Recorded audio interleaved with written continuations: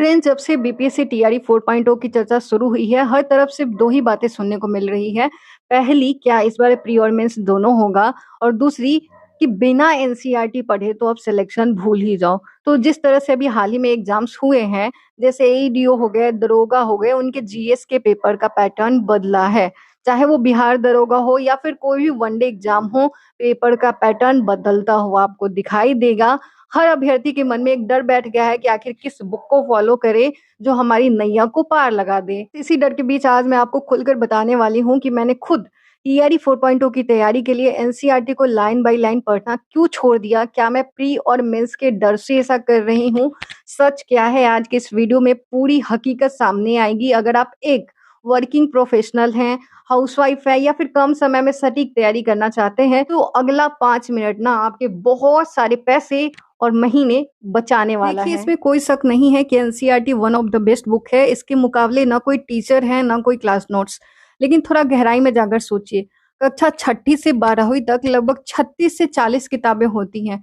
जब आप इन्हें मार्केट से खरीद कर लाएंगे ना, तो किताबों का वो पहाड़ देखकर ही 90% चांस है कि आप 10 से 15 दिनों में ही हिम्मत हार जाएंगे। और मान लेते हैं कि आपने दिन रात एक करके इन्हें पढ़ भी लिया, तो क्या आप इनका रिवीजन कर पाएंगे? फ्रेंड्स, आपको भी पता है एग्जाम में सबसे ज्यादा कारगर होता है रिवीजन, ना कि सिर्फ किताबें खत्म करना। एनसीईआरटी की एक सबसे बड़ी कमी मैं आपको बताती हूँ, इसमें ना 2 लाइन के अंदर एक पूरा पैराग्राफ, मतलब एक पूरा पैराग्राफ समेट दिया जाता है। उदाहरण के लिए अगर देखिए, अगर आप क्लास 8 की हिस्ट्री खुद से पढ़ने बैठेंगे, तो बंगाल के गवर्नर से लेकर भारत के गवर्नर जनरल तक की बातें इतनी उलझी हुई है ना कि बिना किसी टीचर या प्रॉपर नॉलेज के आपको कुछ समझ नहीं आएगा। यानी कि फ्रेंड्स, एनसीईआरटी को डिकोड करने के लिए आपको किसी न किसी की मदद चाहिए। और जो लोग सेल्फ स्टडी कर रहे हैं, तो मेरे कहने का मतलब है वो लाइन बाय लाइन पढ़कर अपना समय बर्बाद क्यों करें। तो अब मेन प्रश्न आता है कि अगर हम एनसीईआरटी नहीं पढ़े तो हम अपनी तैयारी कहाँ से करेंगे?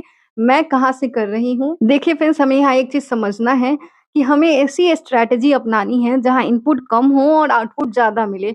और इसलिए मैं इस वक्त घटना चक्र और लूसेंट को प्रेफर कर रही हूँ। लूसेंट की क्विज हमारे टेलीग्राम चैनल पर चल रही है। टेलीग्राम का लिंक आपको हमारे कमेंट बॉक्स में, इसी वीडियो के कमेंट बॉक्स में मिल जाएगा। वनडे एग्जाम के लिए घटना चक्र अपने आप में इनफ है। कल को अगर कोई आपसे आकर कहेगा कि इस बार पेपर घटना चक्र से नहीं आया था, लूसेंट से नहीं आया था, सब कुछ एनसीईआरटी से ही था।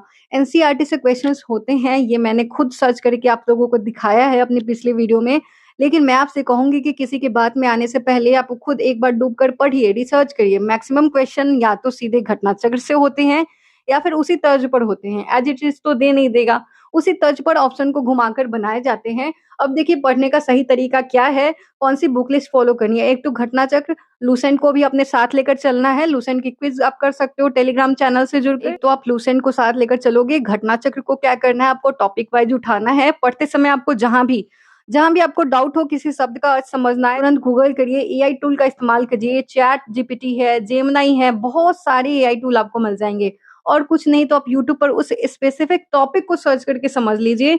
और जो भी नया पॉइंट मिले ना, उसे आप अलग कॉपी में नोट करने के बजाय, इसको ध्यान से सुनिएगा, अलग कॉपी में नोट करने के बजाय उसी बुक में पेंसिल से साइड में नोट कर लीजिए। मैं भी ऐसा ही करती हूँ। इससे क्या होगा ना, अगर आप दोबारा रिवीजन करेंगे तो सब कुछ आपकी नजरों के सामने रहेगा। इन सब बुक की बात करें ना, तो 2 किताब होती है घटना चक्र की। एक तो बीपीएससी स्पेशल होता है और दूसरा है जो सब्जेक्ट वाइज आती है घटना चक्र की किताब। तो आपको दोनों लेना है, बीपीएससी स्पेशल वाला भी लेना है। इससे आपके बिहार जीके, बिहार से रिलेटेड जो क्वेश्चंस आपके एग्जाम में पूछे जाते हैं वो तो कवर होंगे ही, साथ में जो घटना चक्र स्पेशल सब्जेक्ट के लिए होता है, सभी सब्जेक्ट का अलग अलग मैं स्क्रीन पे फोटो लगा दूंगी, आप देख लीजिएगा। दोनों आपको लेना है और दोनों को उसके नोट वाले सेक्शन को भी पढ़ना है, साथ में एमसीक्यू तो करना ही है, उसके एक्सप्लेनेशन को भी पढ़ना है।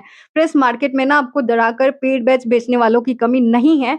लोग कहेंगे कि पेपर बहुत हार्ड आएगा, एनसीईआरटी का स्पेशल बैच ले लीजिए या फिर प्री मेंस होगा, इसके लिए आपको बैच लेना ही पड़ेगा। लेकिन आपको भीड़ का हिस्सा नहीं बनना है।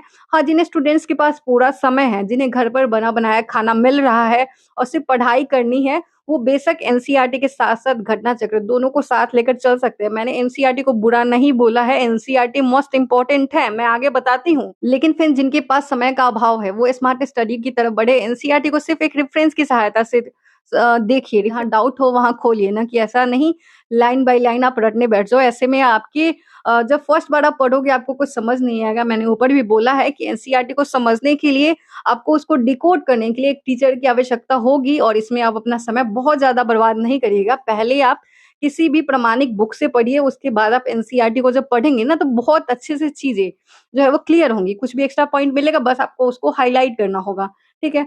तो अगर आपको ये मेरा प्रैक्टिकल अप्रोच समझ में आई है, तभी आप इसको फ़ॉलो करिएगा। मैं खुद अपनी तैयारी इसी जो है वो प्लानिंग के साथ कर रही हूँ। मैंने अपना बताया है, आप अपना बताइएगा आप कैसे कर रहे हो, आपकी बुक लिस्ट क्या है? और मैंने बार-बार बोला है कि आप लूसेंट वाले क्विज़ ग्रुप से ज़रूर जुड़ जाइएगा। अगर आप मेरे साथ, हमारे टीम के साथ सिस्टमैटिक तरीके से तैयारी करना चाहते हैं, तो टेलीग्राम क्विज़ ग्रुप से जुड़ सकते हैं। वहाँ पर हम डेली लूसेंट और इम्पोर्टेंट बुक्स का एक-एक पेज जो है वो होमवर्क टारगेट रखते हैं और रोज़ रात 10:30 बजे या फिर 10 बजे उसकी टाइमिंग होती है, लाइव क्विज़ करते हैं जिसका रिवीजन आपका पक्का हो जाता है। आपको पता चलता है कि आप जो है वो कहाँ पर हैं, आपका कॉम्पिटिशन किन लोगों के साथ है। उसमें आपका रिज़ल्ट भी जारी होता है, तो टेलीग्राम चैनल का लिंक कमेंट बॉक्स में है और डिस्क्रिप्शन में भी मैं दे दूँगी। तो वीडियो अच्छी लगे तो फ्रेंड्स लाइक कर दीजिएगा और चैनल पे नए हो तो चैनल को सब्सक्राइब ज़रूर कर लीजिएगा। मिलते हैं अगली वीडियो में, तब तक के लिए ख़्याल रखिए, पढ़ते रहिए, बढ़ते रहिए।